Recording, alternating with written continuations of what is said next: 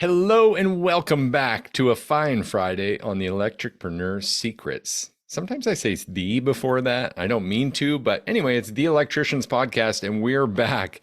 Clay Newmeyer, your host, and with me, as always, my esteemed co-host Joseph, the salesbot Lucani. If you didn't figure it out already, and if this is the first episode you've ever heard, then I'm not even sorry for making a couple mess ups in that intro, because we got rid of all the fancy shit to just show up and have real conversations about our favorite, our preferred trade, electrical, because we're just a couple of master electricians with business addictions. Joe is no exception, are you, Joe? No, I'm not. And I truly love what we do. And I think it works out that today's topic talks about exactly our passion there.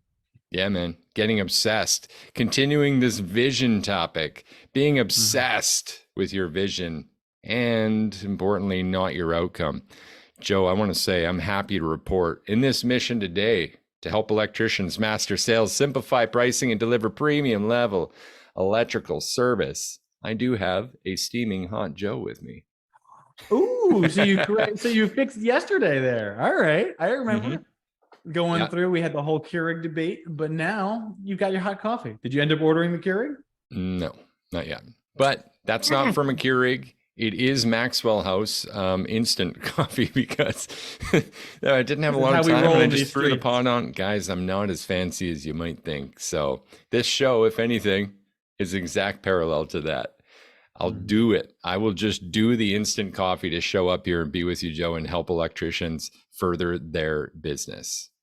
I'm so down, and I could not have asked for a better partner to serve this mission with. So let's do it. Let's get into it. All right. So let's get some energy. Let's get obsessed with your vision and not your outcome. First and foremost, why the disclaimer? What do we mean, not your outcome? What's the problem with being obsessed with an outcome? So the problem is that if you're obsessed with the outcome, you're limiting yourself more than you think you are. So let me explain why. When I first started off, I thought the obsession was I need to shop, I need the CSRs, and I need the team. And that was the vision. And you went, and you go for it. And then you're there. Now what? What do you do? Why are you here? And I had that moment where I was like, what the fuck am I doing? Why am I doing this? Why am I killing myself so hard every day only to end up in a place where I don't see an end of? But instead, if the vision was where you're trying to get to, the goal will always move. And if the vision is the joy, then the joy never stops because the goalpost will keep moving further with you.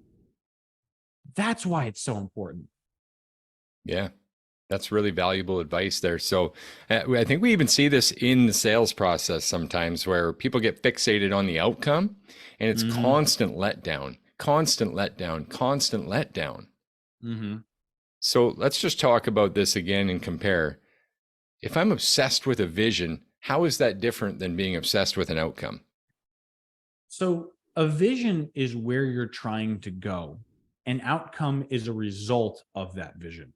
Okay. So if my vision is to become the most premium electrical service provider in the nation, right?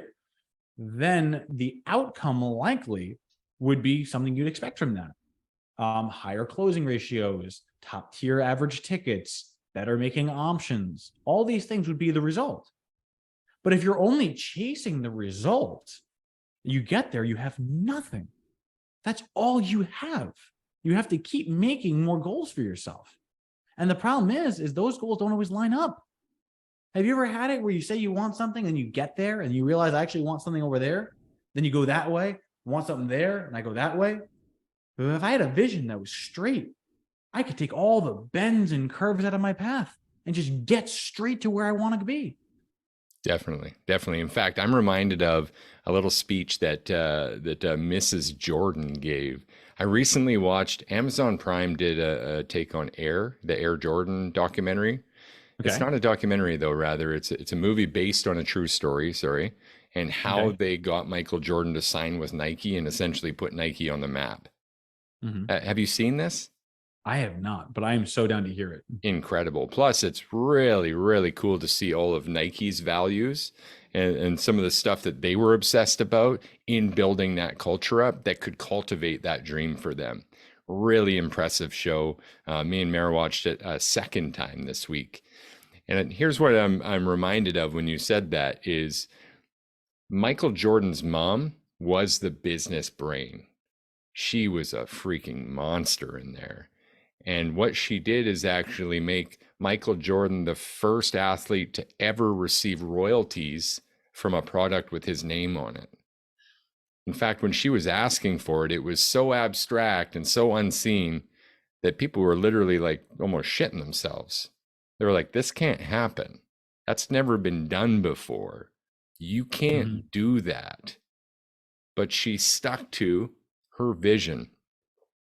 To tie this together, he had one other thing he wanted from this offer from them, and it was a red Mercedes SL.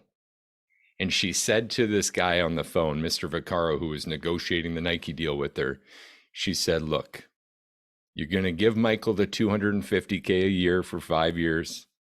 You're going to give him the red Mercedes that he's going to forget about in a year.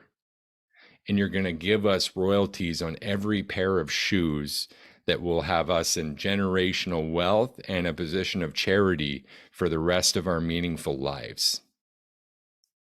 Is that not a great little parallel to what we're talking about? This is the red Mercedes versus the royalties. Yeah. And the thing is you're right. Because if you're only chasing the sale, you're going to forget about it. I've closed hundreds, if not thousands of sales in my life. I don't remember them all.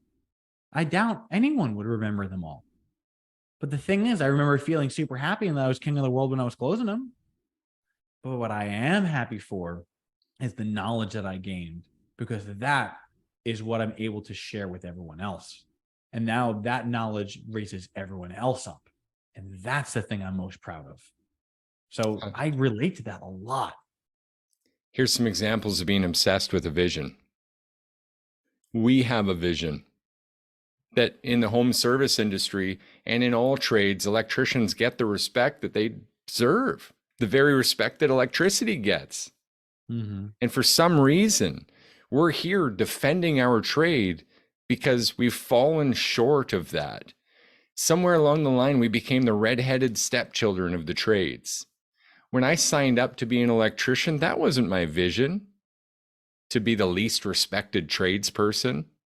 Yeah, the most educated in addition to that. I signed up thinking we're royal, we're different, we're better. Not that I'm promoting inequality, but you can just be better internally. You can just hold yourself as better without reference to anyone else. Do you know what I mean?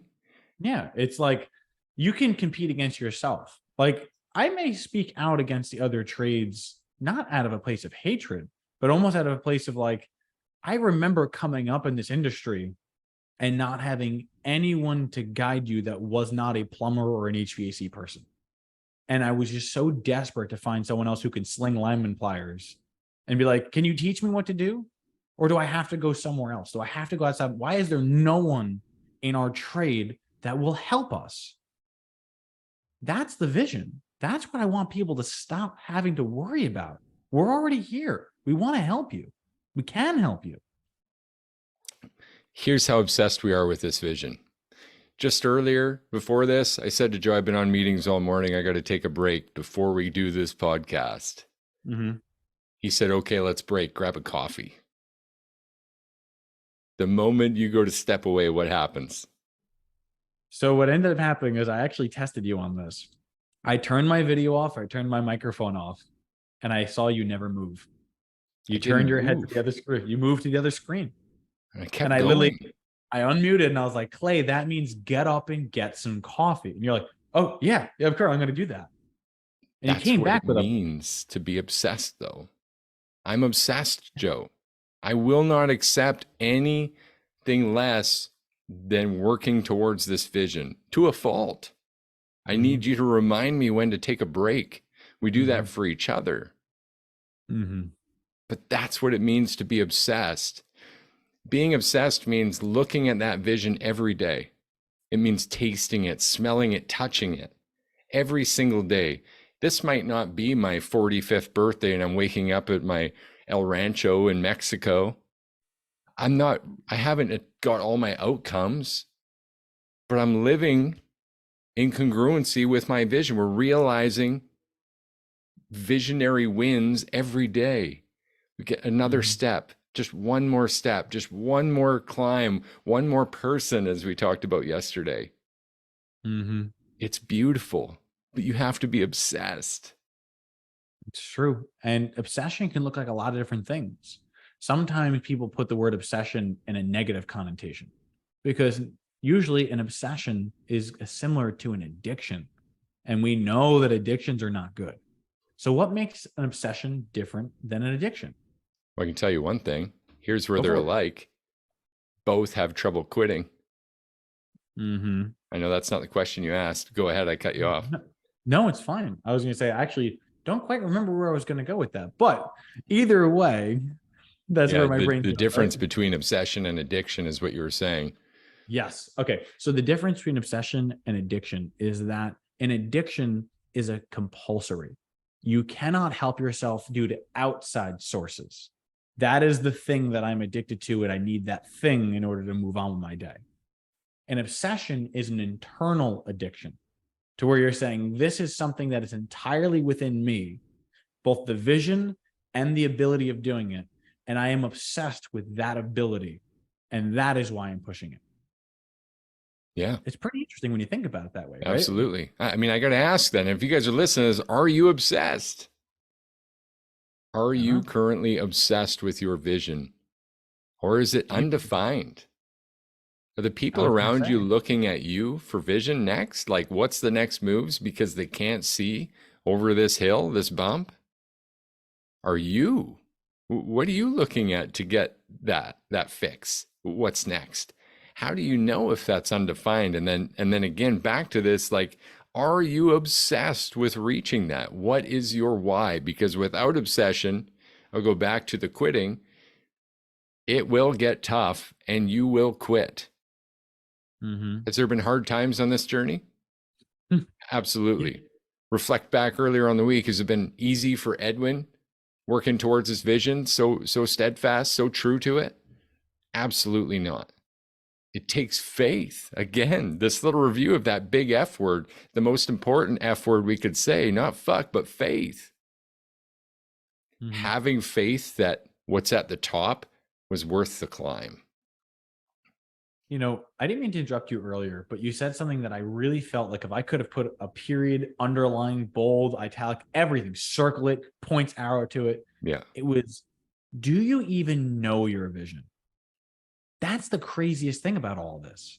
Because I guarantee if we said, why are you doing this? And we asked 5 to 10 electricians, why are you doing the things you're doing? Money, power, and fame would be the top 3 things that they're saying. I want to be the best. I want to be the highest paid. I want to do, but why? Assume you get there. What was the reason? What is your why? For me, it's my kids and my family. I love my wife. I love my children. They are way beyond what I consider myself deserving of. But I know that I'm always going to push to provide them the best. That's my why.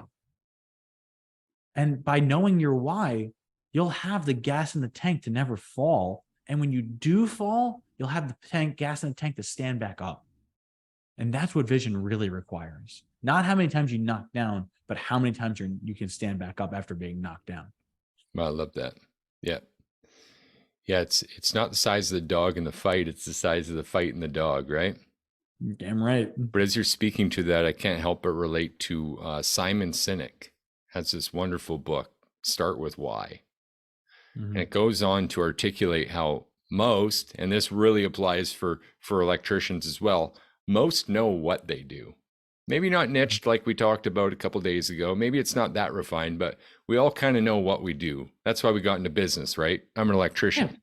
Yeah. I could serve people. They could pay me direct. I'd have more money and more time. At least that's what we thought when we were getting into this. Yeah, we all think we could sling copper and that money's going to fly, right? Later, we learn, like this week, niching down will help with that what big time. But most of us know what. Most of us know how we do it. Very few of us articulate and have systems around how we do it, but most of us do know how. And this is why, as we've touched on in the past, Why you'll see a lot of electrical contractors say, well, I had 6, 7, 8 guys, but I was tired of babysitting. That's too much. All that babysitting was hand holding step by step, because that how was not well developed enough that people understood how to run the play, when they needed help, and when they were okay to be autonomous. If they truly had how configured and developed and trained across a team, then those teams become actually a superpower, not a nuisance. Right? But we got the what, some have the how, very few have the why. I tell you what, though, every promising, growing, big, lasting company with great cultures and attracting more people has this in common. They know their why, Joe. There's no question. Go ahead, do a shop tour with any home service company. I know lots of you guys like to fly around and maybe go visit Brian Burton or friends at Waste No Day, or go visit Tommy and check out the A1 shops. We go and do these shop tours. Pay attention to what they see, not what they are, but what they see. What's their vision? Otherwise, if they were already there, wouldn't they just stop? Think about where you are, where you want to get to be. You go to tour their shop because you want to be where they are. I want to learn from people that have done what I want to do. But if they realized it, if that was the big outcome they were heading for, wouldn't they just shut it down and go, that was done? Wouldn't everyone lose motivation in the building? Go, well, I guess we're here. Now what? Put a period at it and start writing checks, right? Yeah, call it a day. But that's not what's happening there. This vision is much bigger than that. And you need to have that too. And in your vision, it should be personal and tied to your business. I mean, it's your business after all. Aren't the two inextricably linked?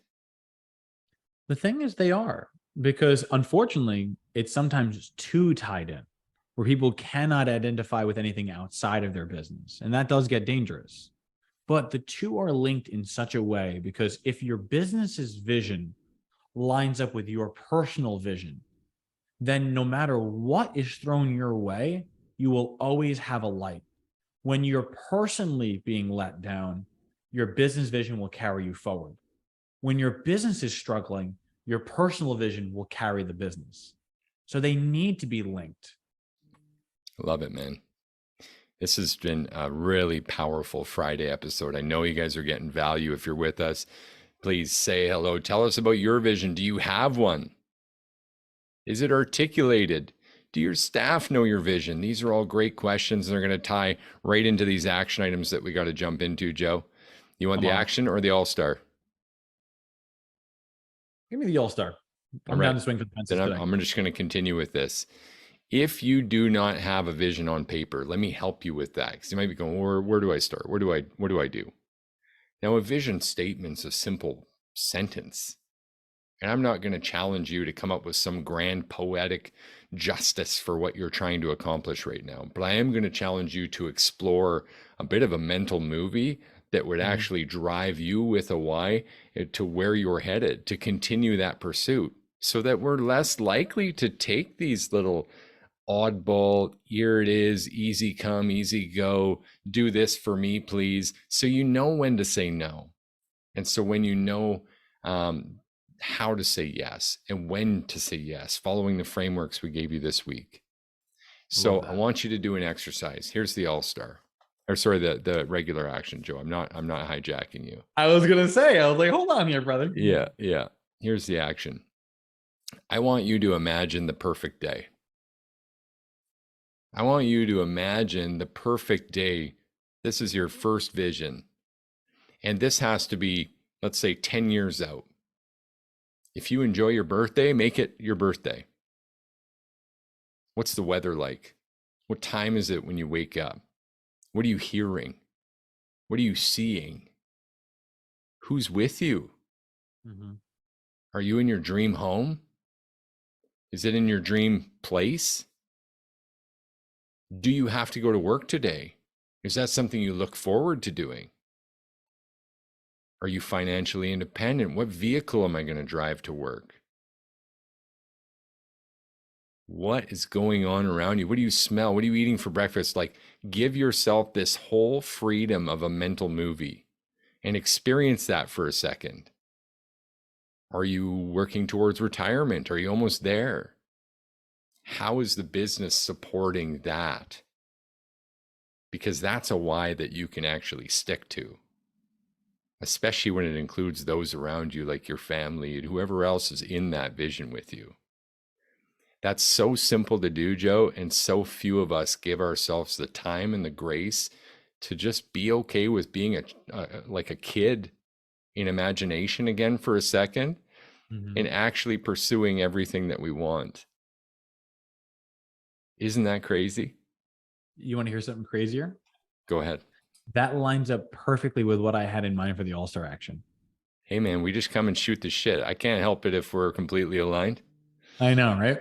So following that vision, I've always been a very literal person. And I found that capitalizing on that actually helped me more than it hindered.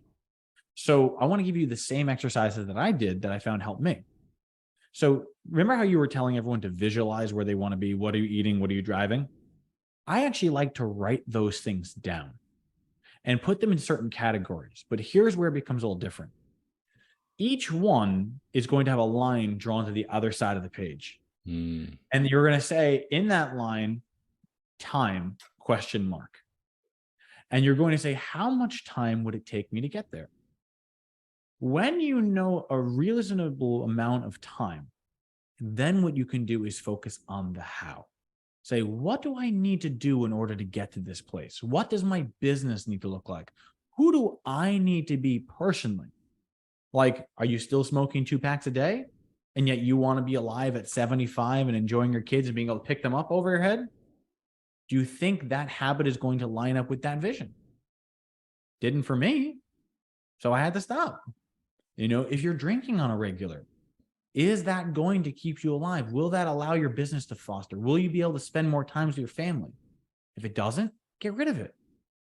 So the moral of the action here is this.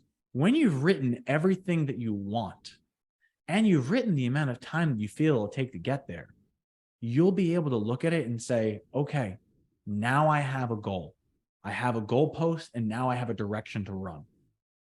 And that's sometimes all you need, because as we've heard here, you don't have to be great to start, but you have to start to be great. And even if that means taking one step and saying, you know what, I'm going to go on a 5-year plan, and this is what I'm going to do. That's still better than you saying, well, I'm eventually going to retire. Incredibly powerful. Thank you for that. And just a reminder, people overestimate what they can do in a year and underestimate what you can do at 5 or 10. Mm-hmm. So dream a little bit with this, guys. Make sure it's got power and vacuum. Episode 128, Joe, we just gave these guys and gals, if you're listening, electricians internationally, 5 days of reasons why a vision's so important. Proof of people that's working for, like Edwin and his story, going from literal nothing and no one to a couple of wrapped vans, the whole dream, the website, the logo, the mascots, the staff attraction, everything coming together, the location, us and our dreams, and how we've found each other and found this cause, and how it speaks to us, and how we continue to be obsessed with this. Endless value here when you really get in tune with and aligned with your vision and everyone else who's on that same path. I couldn't say it enough. So absolute pleasure this week, Joe. Hoping you have a fantastic weekend. And once again, guys, we're going to keep showing up here. We'll be back Monday to help you master sales, simplify pricing, and deliver premium level electrical service. Happy Friday. Cheers to you all. Cheers.